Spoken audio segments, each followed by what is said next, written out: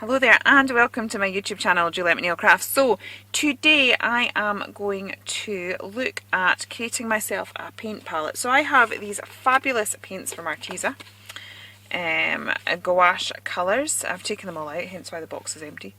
So we have these gorgeous colours here. And yeah, they're stunning, and I love these paints, but because they're all tucked away in their tubes, I don't use them nearly as often as I should.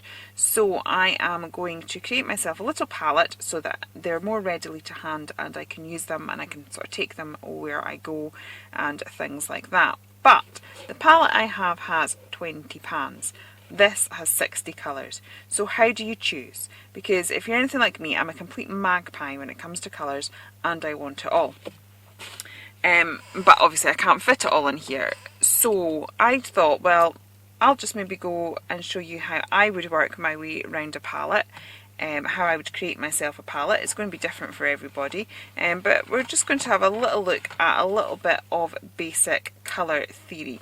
So I know that you'll have heard me say this. We have the 3 primary colours, and I have drawn an even. So we have red, yellow and blue, and those are our primary colours. Now from that we almost get the colours of the rainbow. So if you mix red and yellow we have orange, if you mix yellow and blue we will have green, and if you mix blue and red you have purple or violet. Those are your basic colours. So I know I want a yellow in my kit, I want a true yellow, I want a true blue, and I want a true magenta colour. Magenta seems to be truer than if you go for a red. It's easier to mix your colours. If you think of printers, that's kind of what you would go for. Now, if you mix blue and yellow you'll get green, blue and rose you'll get violet, rose and yellow you'll get orange. So it may be tempting to then sort of put an orange just here, like so. But we may get on better if we just choose different shades of the primary colours. Yes, we can change them ourselves by adding a bit of blue or green, but it maybe just makes it more usable. It maybe gives us more mixing power to be able to create a wider range of palette. And a good thing about keeping your palette smaller is that sometimes there can be a tendency to throw all sorts of colours at it, whereas doing it this way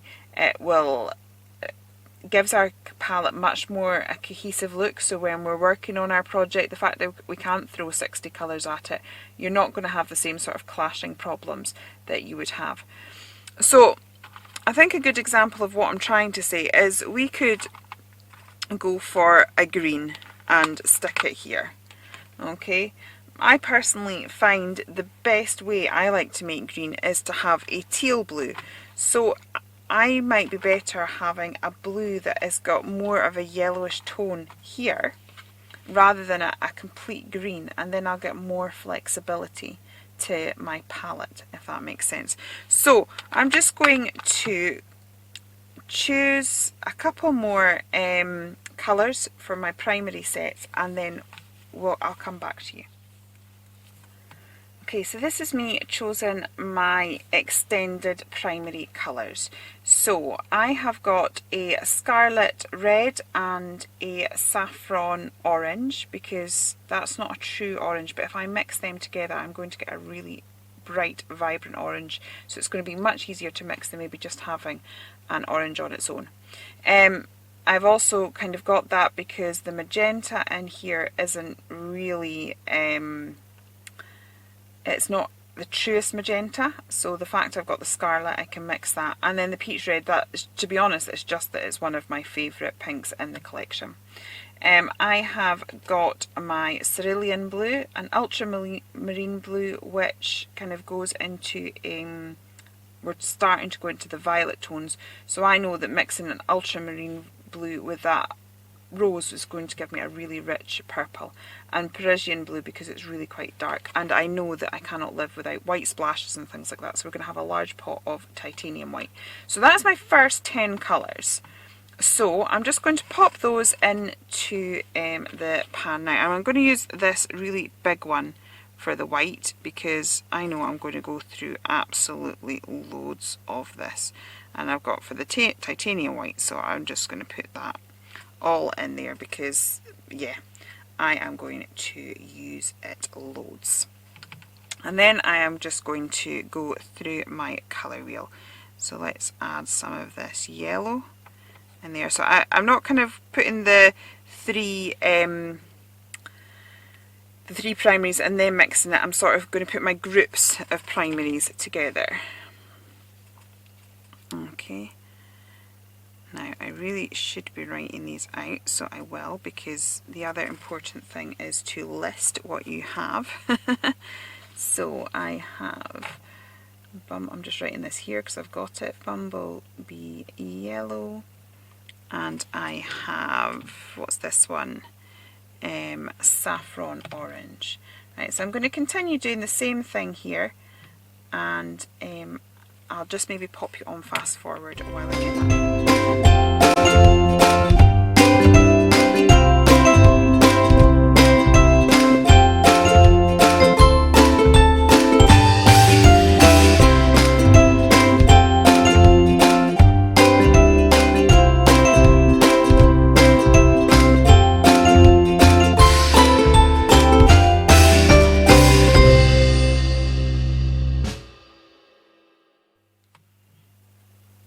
Okay, so we have got a very basic mixing palette here. We have got our primary colours and we've extended them slightly by having slightly different hues of those colours. Now basically you can get everything you need from your yellow, your cyan and your magenta, but this is just sort of extended it so it makes the mixing slightly easier. You can do it, but mixing it and getting it the way you want it can be a pain. So the next thing we have to think about is sort of shades and tones and softer versions of these colours, and we can get that by adding in our naturals. So I have added noir. Now black is an interesting one. When I was at school we were told never to use black because black isn't a colour. Basically lack of light black. It's not really a colour, and so anything that you see in life will very rarely be a true black. But I do find, I would never use it on its own, but I do find sort of mixing it with, say, the Parisian blue, that makes a really rich tone. So I am actually going to put black in on this occasion. I have also chosen a stone blue because that is a good grey, and it's sort of a cool grey, that one, because we've got the blue in it. And then I've got burnt umber, because yes, we can mix brown, but sometimes it's nice to have a brown. And then if we mix that with a noir, we will get our warm grey. So between these three, I will be able to add subtlety to the colours. So that is why I have now chosen these three to add to my palette, which I will just do now.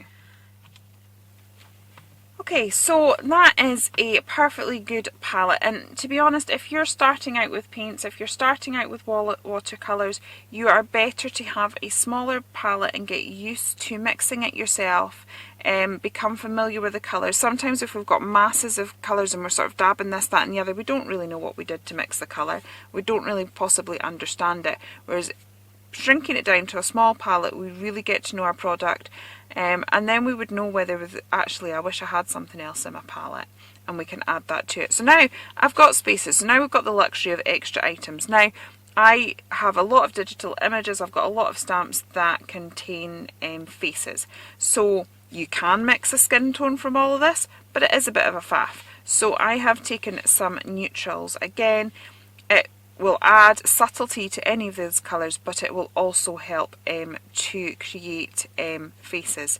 So I am just going to add that here. So I have got toffee, and again I've chosen a dark tone, a mid-tone and a light tone for my face, for my neutrals or portrait palette.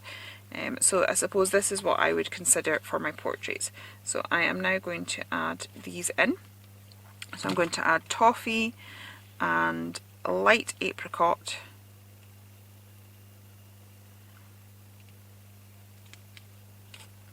and I'm going to add pale yellow. Okay, and that has got me my portrait palette in there as well. Okay, so now we have 4 spaces left, so even more luxury. So this is where you just kind of think, right, okay, what colour do I love? And put it in there, because yes, we can make a teal by mixing these 2 colours, but if teal is something that you go for all the time, why not have it in your palette? If you love purple, yes, we can mix these, but if purple's your favourite colour, put it in there. If you know that you're going to be using it all the time and it's less hassle than mixing it yourself and getting it just right, put those in there.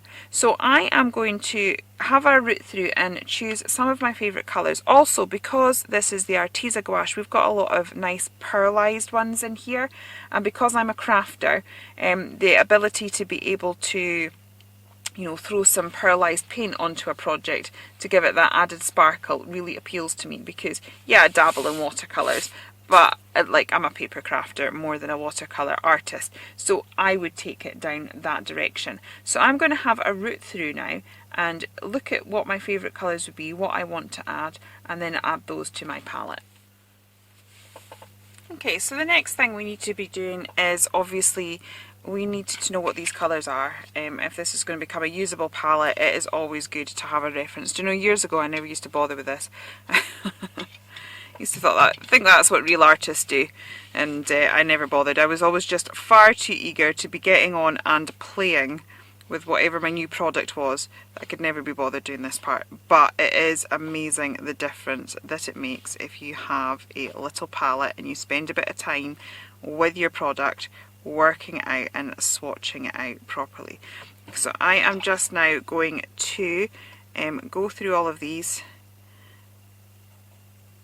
and then, so as I mentioned before, there's not a huge amount of difference in that. There's a slight more red to that than having a true orange. But mixing something like that with a slight red with, like, say, the scarlet, we are going to get such a highly pigmented orange that is going to work absolutely brilliantly.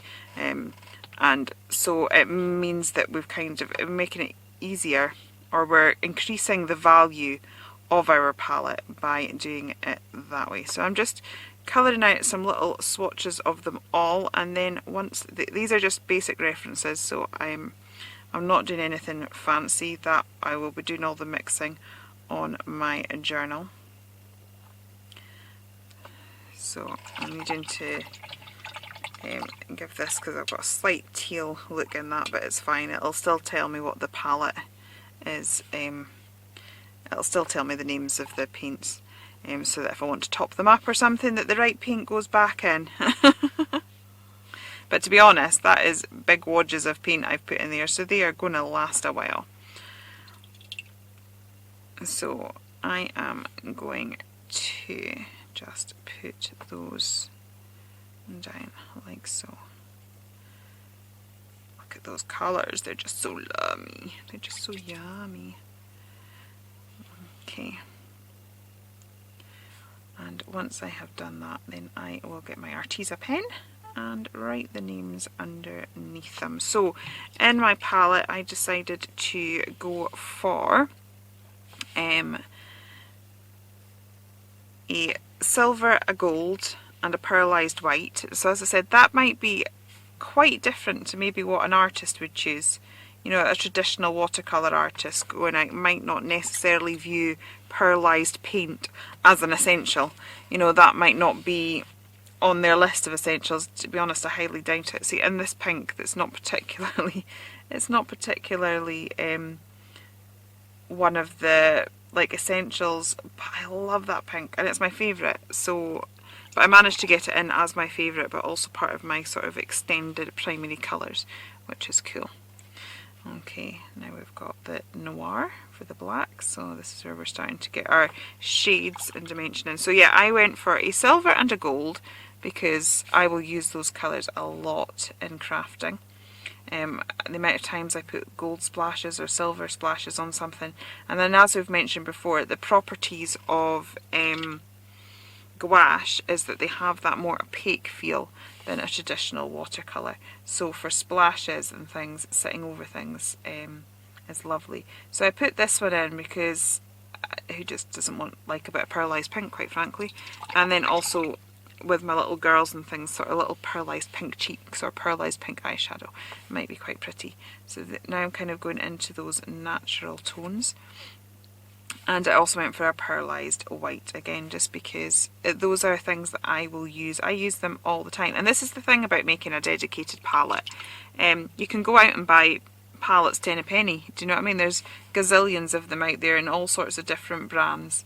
And you tend to find, if you do something like that, you will find there's colours that you love that you go through really quickly. Like if you look at my Jane Davenport paints, there are 2 paints that are like so much further down than any of the rest of them, because they're my go-to paints. So creating a palette like this, you know your favourites, you know what you want, you know how you're going to use them, so you create one that works for you. I'm just looking at those paints I've chosen and thinking, wow, they are perfect skin tones. I'm so chuffed with myself there. I put them on. So now we've got those luxurious pearlised paints coming in. Okay, add my gold.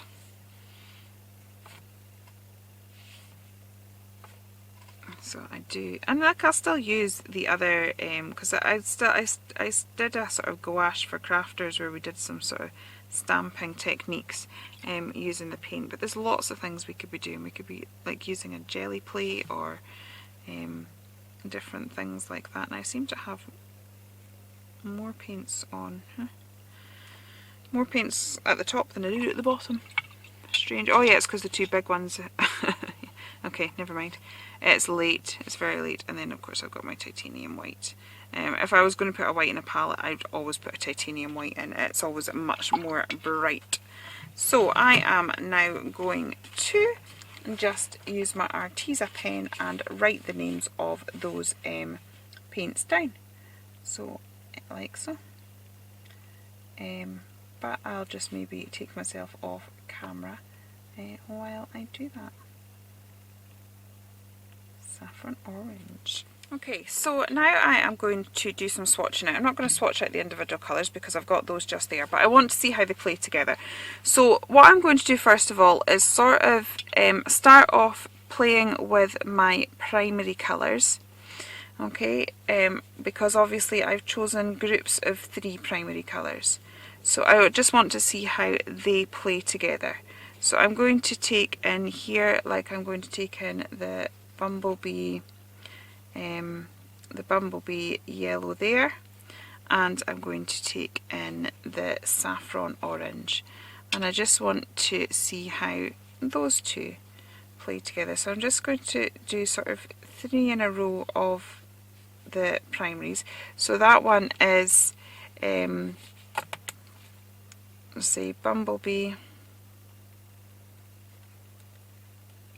and saffron orange. Okay, so for the next one I am going to do bumblebee again, but this time I am going to mix it with the lime green. So obviously I've gone for, because I like lime green, so basically it's a yellow green.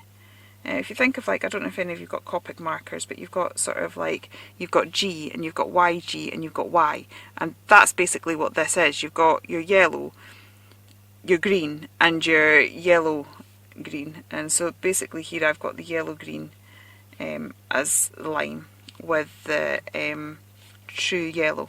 So here I've got, so I'm just seeing how the primary colours mix first to see the variety that I have got with that. So that was bumblebee and lime green.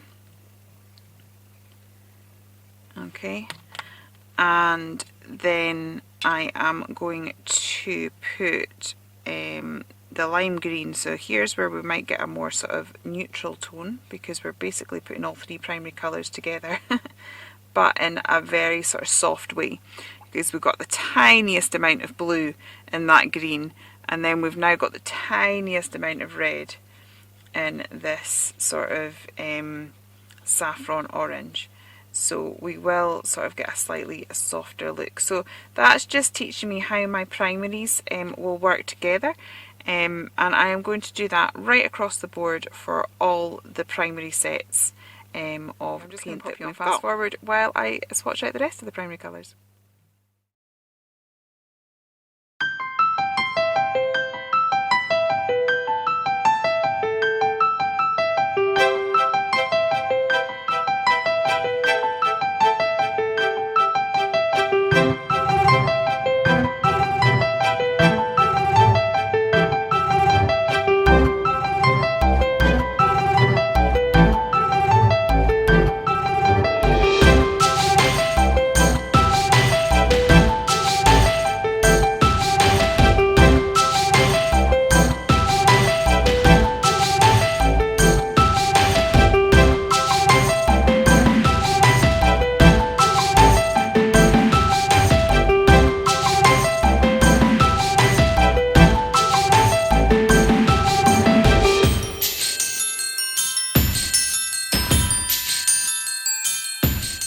So this is my primary colours, and I've got quite an extensive primary colours, and also my primary colours start to touch slightly the secondary colours. So like that lime green, we've got a touch of that secondary colour, but mixed with that cerulean blue, that's going to make the most amazing green, and the tone we're going to get is going to be much richer than if we just had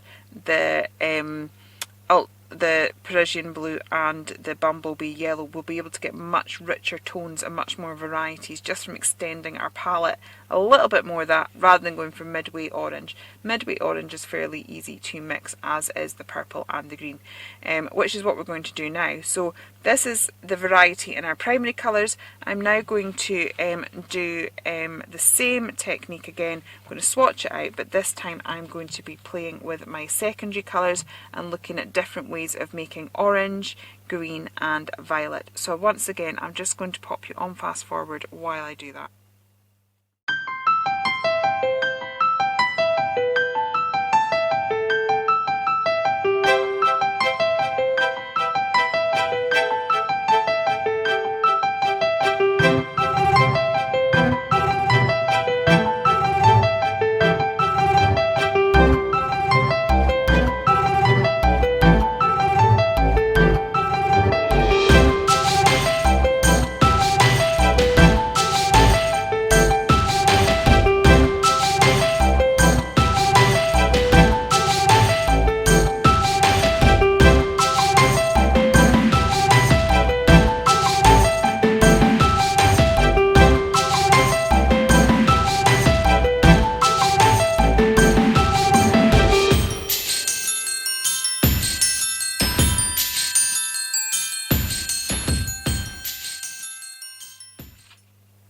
Okay, so that's me swatched out my secondary colours. I've got my oranges there, my greens here and my violets there.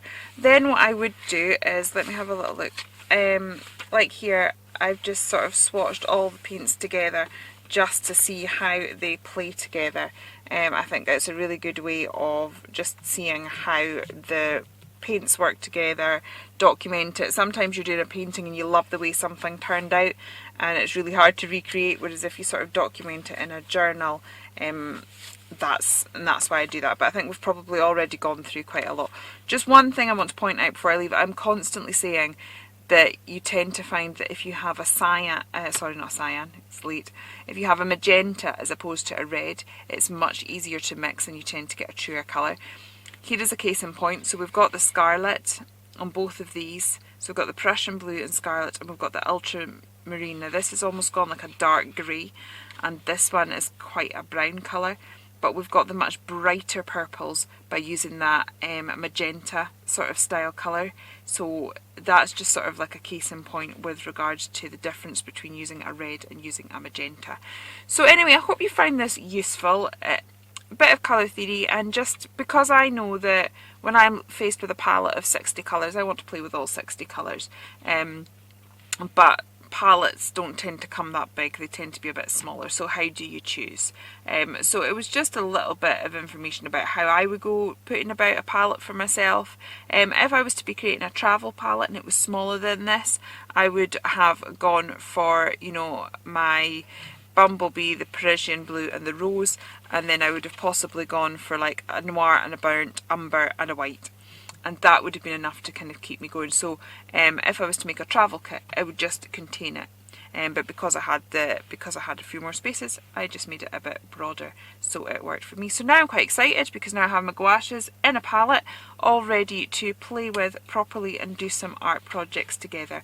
Anyway, I hope you have enjoyed it here. I realise it's a bit of a different video for me today, but I hope you've enjoyed it anyway. If you have enjoyed it and you'd like to sort of learn more about colour theory, then let me know in the comments below. I'm always happy to help with that. If you'd rather not, then you can say that too.